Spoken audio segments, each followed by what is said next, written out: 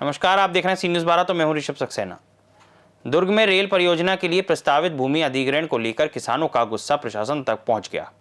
सैकड़ों किसानों ने अपने अधिकारों की रक्षा के लिए कलेक्टर कार्यालय का घेराव कर जमकर प्रदर्शन किया।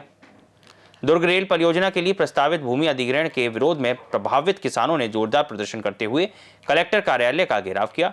प्रदर्शनकारियों ने मुआवजा निर्धारण में अनियमितताओं और प्रशासनिक मनमानी का आरोप लगाया। किसानों ने धरना स्थल पर एकत्र होकर रैली निकालकर विरोध जताया। इस प्रदर्शन का नेतृत्व ग्रामीण कांग्रेस कमेटी के जिलाध्यक्ष राकेश ठाकुर ने किया। किसानों का कहना है कि उनकी सहमति के बिना अंतिम मुआवजा तय करना उनके अधिकारों का हनन है। किसानों ने LRR एक्ट 2013 के तहत 4 गुना मुआवजा, ग्राम सभा की सहमति और पारदर्शी सोशल इम्पैक्ट असेसमेंट की मांग की। उन्होंने चेतावनी दी कि जब तक उनकी मांगें पूरी नहीं होंगी वे जमीन नहीं देंगे। यदि प्रशासन ने उनकी बात नहीं मानी तो राज्य स्तरीय आंदोलन की संभावना भी जताई गई है।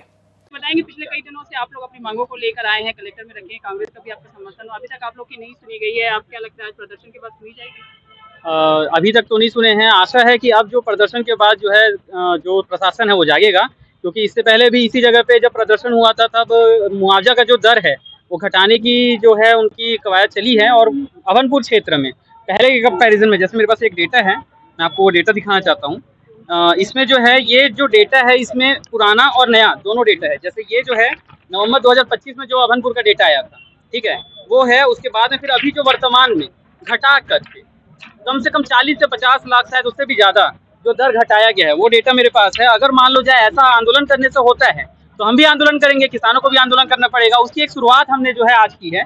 और जहाँ तक हमें लगता है कि अब आंदोलन के जरिए ही हमारी मांगे पूरी होगी, क्योंकि हमने 500 शायद उससे भी ज़्यादा सैकड़ों की संख्या में आवेदन दिए हैं जिला प्रशासन को और मुख्यमंत्री जी को, वित्त मंत्री जी को। और हमने तमाम जगह पे जो है आवेदन दे चुके हैं। पुनर्विचार याचिका भी हमने दाखिल की थी कि जो है हमारी मांग पूरी होनी चाहिए। वर्ग मीटर की जो बात है, हमने उसके भी संबंध में जो है आवेदन दिए हुए हैं कि हमारी जो वर्ग मीटर में जो मुआवजा भारतमाला में चल रहा था वो वापिस से बहाली की जाए। क्योंकि आप देख सकते हैं कि भारतमाला में जो धांधली कर रहे हैं कुर्रे जी और किरण जी, कल जो है नाम आए हैं, आप लोग भी जानते होंगे, उन्होंने भ्रष्टाचार किया है। किसानों ने तो किया नहीं है, तो किसानों को उस चीज का हर्जाना नहीं भुगतना चाहिए। जो किसानों के लिए सही मूल्यांकन है वो निर्धारित हो। जो नवंबर 2025 की चीजें हैं वो यथावत जारी रहे। उसके बाद कितने लोग प्रभावित हैं अभी तक आप लोग? हम लोग तो अभी फिलहाल 20 गांव के लोग आए हैं, लेकिन इसमें कुल 158 गांव प्रभावित है। लाखों की संख्या में किसान इसमें प्रभावित हैं, जिसमें से 20 गांव के जो किसान है वो यहाँ पे आके आंदोलित हुए हैं। और आगे चलकर ये जनसंख्या और बढ़ने वाली है, क्योंकि बहुत हद तक किसान जो है हताश हो चुके हैं आवेदन लिख लिख कर और अपनी मांगों को बोल बोल कर। और हम बस इतना ही चाहते हैं 2013 का भू अर्जन अधिनियम का पालन हो, धारा 26 से 30 के तहत मूल्यांकन हो, धारा 4 से 8 के तहत सर्वे हो, उसके साथ साथ धारा 31 के तहत कलेक्टर साहब जो है अपना ग्राम सभा लगाएं, ठीक है। उसके साथ में जो पृष्ठ नंबर 35 2013 के भू अर्जन अधिनियम में लिखा है नौकरी का प्रावधान वो मिले, ठीक है। रेलवे बोर्ड कहता है कि हम 5 लाख रुपए देंगे, नौकरी नहीं देंगे। अब एक बात बताइए, आजीविका वाली भूमि जो किसान की है अगर वो आपको दे देगा, सिर्फ 5 लाख रुपया उसके बदले में आप दोगे तो उसके लिए कुछ नहीं है। वो अगर 20 साल तक उसके पास वही भूमि रहेगी तो उसे 5 लाख से ज्यादा वो कमा भी लेगा, ठीक है।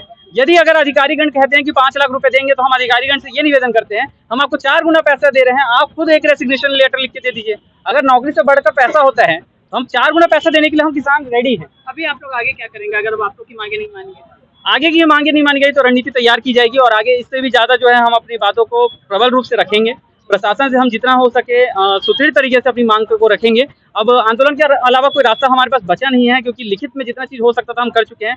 और कोई भी प्रशासन का आदमी लिखित में कोई भी चीज देने के लिए तैयार नहीं होता है। जो भी अधिकारी गाँव में आते हैं वो दबावपूर्ण कार्यवाही की बातें करते हैं। हम दबावपूर्ण कार्यवाही में कैसे जमीन दे देंगे? एक हम जमीन भी देंगे, ऊपर से दबावपूर्ण कार्यवाही भी हमारे विपक्ष में होगी। साथ साथ सर्वे जब करते हैं तो खड़ी फसलों में रौंद रौंद कर करते हैं, तो इस तरीके की कार्यवाही किसानों को स्वीकार्य नहीं है। अपना परिचय बता देंगे? जी, मेरा नाम अमित कुमार साहू है, ग्राम पुरई से हूँ मैं। जी, परमाणु कसा खरतिया रेल मार्ग में हमारे दुर्ग ग्रामीण के किसान लोग बहुत सारे प्रभावित हुए हैं और लगातार 3-4 महीने से किसान संगठित होकर अपनी जायज मांगों को लेकर प्रदर्शन कर रहे हैं और शासन से मांग भी कर रहे हैं कि उनकी मांगे पूरी की जाए। और जिसके समर्थन में हम भी आए हैं। और मैं समझता हूँ किसानों का मांग बिल्कुल जायज है, क्योंकि जो आज उनके पास जो जमीन है उनके पुरखों की जमीन है और वो उनका एक आजीविका का स्रोत है किसानों का। और ऐसे में बिना कोई बात किए, बिना कोई मूल्य निर्धारित किए उनकी जमीनों का अधिग्रहण करना बिल्कुल गैर कानूनी मानता हूं मैं। और इसमें हमारी सिर्फ एक ही मांग थी और लगातार हम कलेक्टर से एसडीएम से लगातार मुलाकात करके सिर्फ एक ही मांग कर रहे हैं कि आप हमारे जमीन का, किसानों की जमीन का मूल्य का निर्धारण कर दीजिए। उसके बाद किसान तैयार है देने के लिए, लेकिन यहाँ पर बिल्कुल किसानों के साथ संवेदनशीलता नहीं दिखा रही है सरकार, और अवैध तरीके से किसानों के अधिग्रहण करने के लिए और उनका सर्वे कराने के लिए गलत तरीके से किसानों के जमीन में अधिग्रहण करने का प्रयास कर रही है, जिसका किसान विरोध कर रहे हैं और हम भी उनके साथ लगातार उनके साथ इस लड़ाई में शामिल हो रहे हैं।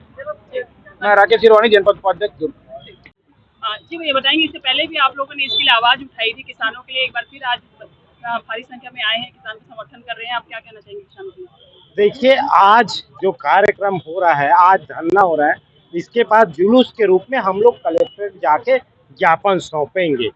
10 सूत्री मांग को लेकर आज किसान यहाँ पे उपस्थित हुए हैं। मैं आपको बता देना चाहता हूँ कि नेतृत्व तो भले मेरा है, लेकिन यहाँ पे जो दिख रहा है, चाहे महिलाएं हो, वरिष्ठ हो, चाहे युवा हो, सारे के सारे जो प्रभावित किसान हैं वो आज रोड पे आए हैं। किसान इतना आसानी से नहीं आते, आज आए हैं रोड पे तो उनकी दर्द है, उनको सही मुआवजा नहीं मिल रहा है। जो खरसिया, नया रायपुर और परमल कसा जो रेलवे लाइन जो गुजर रहा है, उसमें स्थिति यह है कि कई लोगों का तो जिंदगी खत्म हो जाएगा। किसी का 10 डिसमिल है, अब 10 डिसमिल का मुआवजा क्या मिलेगा उसको, ये सरकार या प्रशासन कोई फाइनल नहीं कर रहा है। दूसरी बात ये, स्क्वायर फुट में जो मुआवजा देते थे उसको इस सरकार ने खत्म कर दिया। 4 गुना मुआवजा की बात करते थे, वो 4 गुना मुआवजा भी कहता पता नहीं है। मतलब सीधा सीधा ये है, ये किसान बर्बाद हो जाएंगे। आज इसीलिए अपनी लड़ाई लड़ने के लिए आज यहाँ पे धरना दे रहे हैं, और ये धरना आगे कलेक्ट्रेट घेराव भी होगा, मुख्यमंत्री निवास घेराव भी होगा और दिल्ली तक भी जाएंगे, जब तक के इनकी मांग 10 सूत्री मांग पूरा नहीं हो जाता तब तक। इससे पहले भी प्रदर्शन किया गया था किसानों के द्वारा, आप भी गए थे ज्ञापन देने के, उस मामले में किसी तरह का कोई संज्ञान नहीं लिया गया। देखिए, जब कलेक्टर साहब से हम लोग ने मिले थे इस चीज में कि भाई ये हमारी मांग है, इसमें आप ध्यान आकृष्ट करिए, शासन को भेजे नहीं भेजे क्या है उसमें समझ में नहीं आया। आज इसीलिए हम लोग ने धरना कर रहे हैं, और आपको बता देना चाहता हूं कि निरंतर ये हमारा आंदोलन इन किसानों के हित में, जो प्रभावित किसान हैं उनके हित में जारी रहेगा, और जब तक के जारी रहेगा जब तक के इनकी मांग पूरा नहीं हो जाए। आगामी दिनों में मुख्यमंत्री का घेराव करेंगे, मुख्यमंत्री निवास का? बिल्कुल घेराव करेंगे, मैं तो आपको बताया ना, दुर्ग कलेक्ट्रेट घेराव होगा, मुख्यमंत्री निवास घेराव होगा, दिल्ली भी जाएंगे। मतलब ये केंद्र सरकार की योजना है।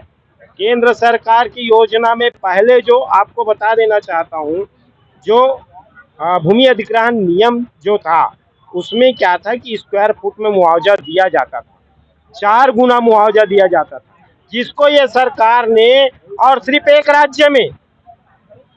राज्य में नियम बदला है, पूरे राज्यों में जो है नियम अलग है, और यहाँ के नियम को बदल दिया गया है कि स्क्वायर फुट में हम मुआवजा नहीं देंगे, हम हेक्टेयर में मुआवजा देंगे। बंदोबस्त त्रुटि अलग है किसानों का। स्थिति यह है कि किसानों का जमीन जो है बंदोबस्त में बहुत टूटी है, उसके लिए भी लड़ाई लड़ रहे हैं। किसान की आवाज ये भारतीय जनता पार्टी की सरकार कहीं नहीं सुन रही है।